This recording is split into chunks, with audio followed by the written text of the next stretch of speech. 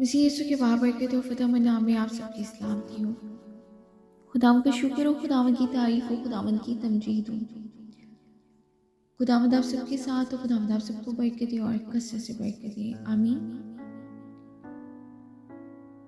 आज सुबह हम खुदावंद के जिंदा पाक कलाम में से पढ़ेंगे मत्ती की अंजील उसका 2 बाब।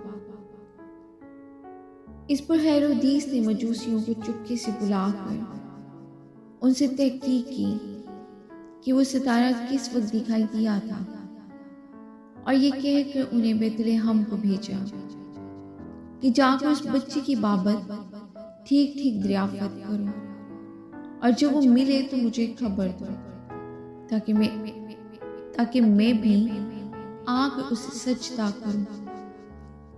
वो बादशाह की बात सुनकर रवाना हुए, और देखो जो सितारा उन्होंने पूरब में देखा था वो उनके आगे आगे चला, यहाँ तक कि उस जगह के ऊपर जाकर ठहर गया जहां वो बच्चा था।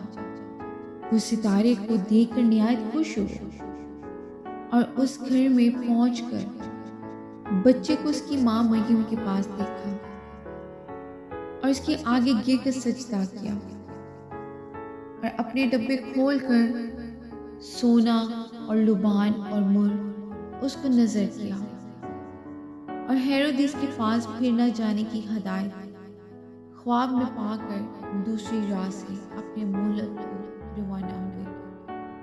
आमीन जी। खुदा की जिंदा पाक नाम को पढ़े और सुने जाने उसकी